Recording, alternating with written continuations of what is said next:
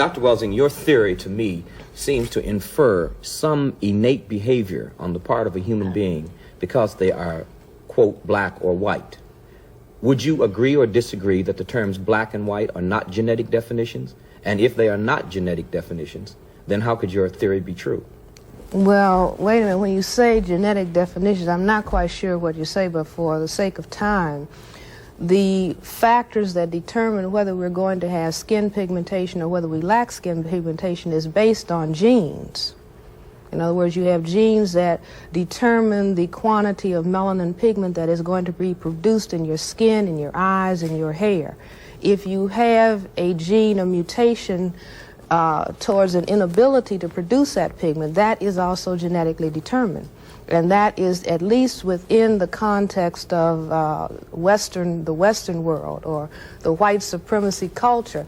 The dominant classification of people, not as determined by Cress Welsing, but as determined by white people themselves, is your classification. Either you are white or you are classified as non-white. This is on your birth certificate. This is on every paper of identification that you have.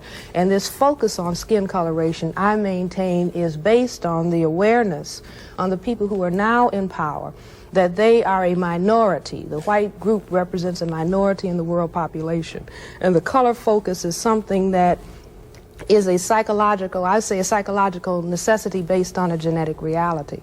So I don't know if this gets to your question. Now, any other thing that one might say that results from the absence of pigment, I mean, that's another discussion. I don't know whether you want to go into that. Well, following that logic, then, would it not be accurate to say that there would be a difference psychologically in light-skinned blacks from dark-skinned blacks? Well, psychologically, yes, and I think that we are all aware of that. Under white supremacy, the conditioning has been the closer you are to white, the more acceptable you are. So that, for example, all of us learned as we were growing up in the black community, if you are black, stay back. If you are brown, stick around. If you are yellow, you're mellow, and if you're white, you're right. And the appreciation of an individual, even within the black group itself, was very often based on the relative absence of skin pigmentation. And even within families, children thought that they were ugly if they were darker. And families, parents have said that to children. Even now, people want to know when a baby is just born in the hospital, some of the first questions that are asked by the black parents about the child or the black family members, is it light skin and does it have straight hair?